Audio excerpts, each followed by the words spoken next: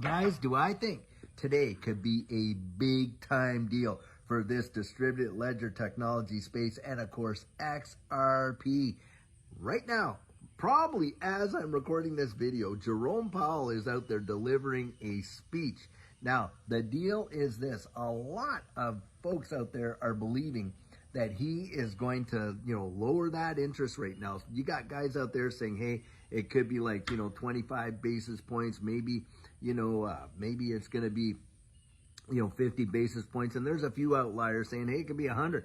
The thing is this, guys, I think that they're literally cornered and they have no choice but to do it. And the reason I believe that is, look, in the bond market right now, barely anybody is showing up to buy our debt. Now, this whole market, it begins and ends with the debt market, the bond market, and all that's going on.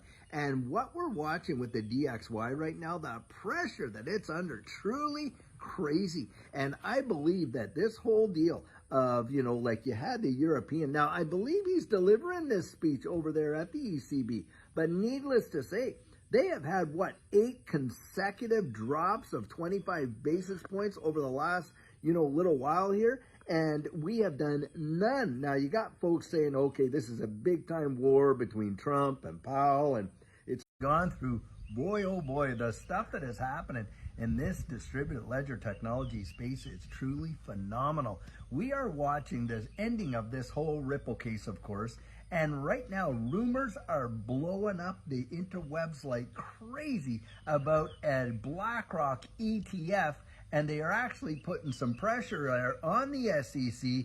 And this case, guys, is completely over. Now, I'm going to link the article right down in here, and you can read this for yourself. But another article that I was reading that did just telltale, and you can name it, is you got the Fed out there buying up its own debt, quietly buying up the debt. Guys, what have we been saying for literally months and months and months?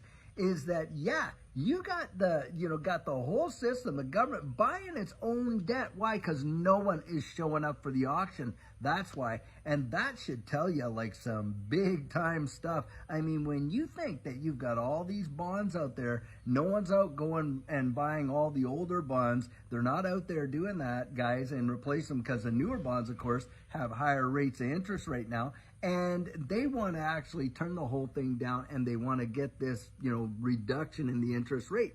Well, in the meantime, no one's showing up to the auction for these things, and they end up having to buy their own debt. Now, that is